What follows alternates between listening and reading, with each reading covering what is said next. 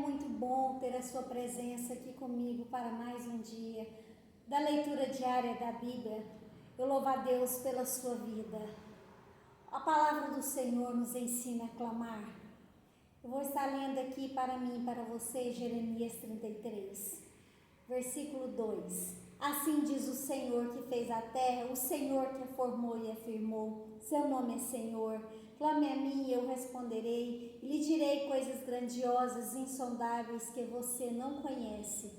O Senhor nos ordena, clama, clama, não desista de clamar, não pare de clamar, de manhã, ao meio-dia, à tarde, à noite, de madrugada. Clama ao Senhor, pois Ele é fiel e Ele responde às nossas orações. Amém? E o Senhor revela o oculto e o escondido.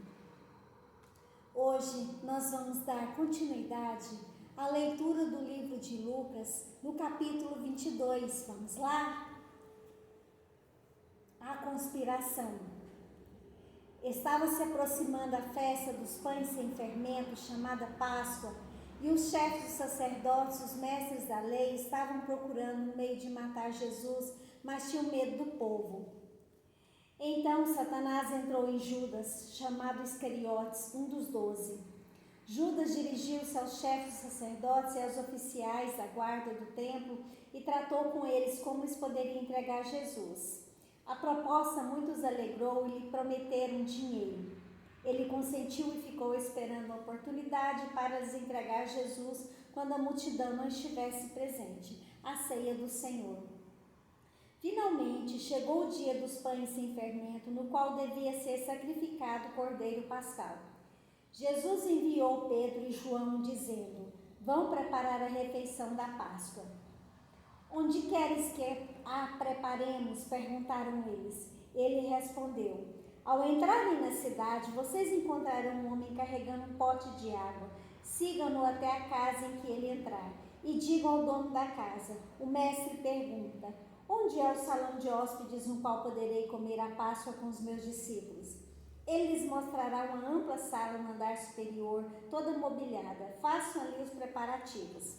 Eles saíram e encontraram tudo como Jesus lhes tinha dito. Então prepararam a Páscoa. Quando chegou a hora, Jesus e os seus apóstolos reclinaram-se à mesa e lhes disse, desejei ansiosamente comer essa Páscoa com vocês antes de sofrer. Pois eu lhes digo, não comerei dela novamente até que se cumpra no reino de Deus. Recebendo um cálice, ele deu graças e disse, tomem isso e partilhem uns com os outros, pois eu lhes digo que não beberei outra vez o fruto da videira até que venha o reino de Deus. Tomando o pão, deu graças, partiu-os, deu aos seus discípulos, dizendo, isso é o meu corpo dado em favor de vocês, façam isso em memória de mim. Da mesma forma, depois da ceia, tomou o cálice, dizendo, este cálice é a nova aliança no meu sangue, derramado em favor de vocês. Mas eis que a mão daquele que vai me trair está com a minha sobre a mesa. O Filho do Homem vai como foi determinado, mas ai daquele que o trair. Eles começaram a perguntar entre si qual deles iria fazer aquilo. Surgiu também uma discussão entre eles acerca de qual deles era considerado maior. Jesus lhes disse, os reis das nações dominam sobre elas e os que exercem autoridade sobre elas são chamados benfeitores. Mas vocês não serão assim. Ao contrário, o maior entre vocês deverá ser como o mais jovem, é aquele que governa como o que serve. Pois quem é maior, o que está à mesa ou o que serve? Não é o que está à mesa, mas eu estou entre vocês como quem serve. Vocês são os que têm permanecido ao meu lado durante as minhas provações. Eu lhes designo um reino, assim como meu Pai designou a mim, para que vocês possam comer e beber a minha mesa no meu reino e sentar-se em tronos julgando as 12 tribos de Israel. Simão, Simão, Satanás pediu vocês para peneirá-los como trigo, mas eu orei por você, para que a sua fé não desfaleça, e quando você se converter, fortaleça os seus irmãos. Mas ele respondeu, estou pronto para ir contigo para a prisão e para a morte. Respondeu Jesus, eu lhe digo, Pedro, que que antes que o galo cante hoje 3 vezes, você me negará que me conhece. Então Jesus lhe perguntou: quando eu os enviei sem bolsa, saco de viagem ou sandálias, faltou-lhes alguma coisa? Nada, responderam. Ele lhes disse: mas agora, se vocês têm bolsa, levem-no, e também o saco de viagem. E se não tem espada, vendo a sua capa e comprem uma. Está escrito: e ele foi contado com os transgressores, e eu lhes digo que isso precisa cumprir-se em mim. Sim, o que está escrito a meu respeito está para se cumprir. Os discípulos disseram: vê, Senhor, aqui estão 2 espadas. É o suficiente, respondeu ele. Como de costume, Jesus foi para o Monte das Oliveiras e os seus discípulos o seguiram. Chegando ao lugar, ele lhes disse: orem para que vocês não caiam em tentação.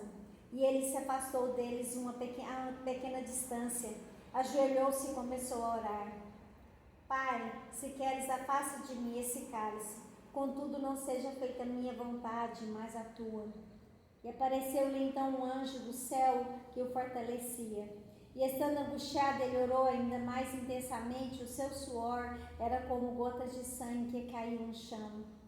Quando se levantou da oração e voltou aos discípulos, encontrou-os dormindo, dominados pela tristeza. Por que estão dormindo? Perguntou-lhes. Levantem-se e orem para que vocês não caiam em tentação. Enquanto ele ainda falava, apareceu uma multidão conduzida por Judas, um dos 12. Este se aproximou de Jesus para saudá-lo com um beijo. Mas Jesus lhe perguntou: Judas, com um beijo você está traindo o Filho do Homem?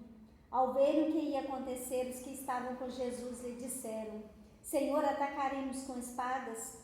E um deles feriu o servo do sumo sacerdote, decepando-lhe a orelha direita. Jesus, porém, respondeu: basta. E tocando na orelha do homem, ele o curou. Então Jesus disse aos chefes dos sacerdotes, aos oficiais da guarda do templo e aos líderes religiosos que tinham vindo procurá-lo: estou eu chefiando alguma rebelião para que vocês tenham vindo com espadas e varas? Todos os dias eu estive com vocês no templo e vocês não levantaram a mão contra mim. Mas esta é a hora de vocês, quando as trevas reinam. Então, prendendo-o, levaram-no para a casa do sumo sacerdote. Pedro seguia à distância, mas quando acenderam um fogo no meio do pátio e se sentaram ao redor dele, Pedro sentou-se com eles.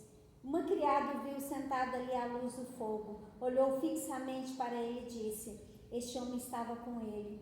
Mas ele negou: mulher, não conheço. Pouco depois um homem o viu e disse: você também é um deles. Homem, não sou, respondeu Pedro. Cerca de 1 hora mais tarde, outro afirmou: certamente este homem estava com ele, pois é galileu.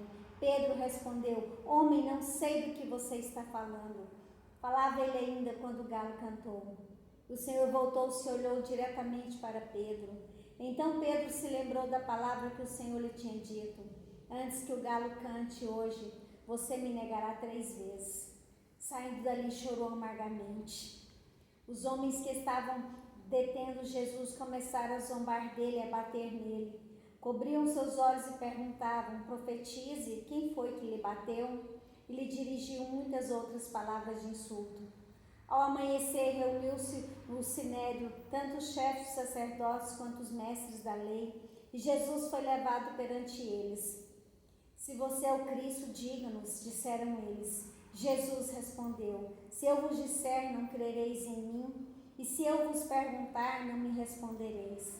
Mas de agora em diante o Filho do Homem estará sentado à direita do trono do Todo-Poderoso. E perguntaram-lhe todos: então você é o Filho de Deus? Vós estáis dizendo que eu sou, respondeu ele. Eles disseram: porque precisamos de mais testemunhas? Acabamos de ouvir dos próprios lábios dele. O Senhor nos ensina nesse capítulo 22 de Lucas a orarmos para não cairmos em tentação.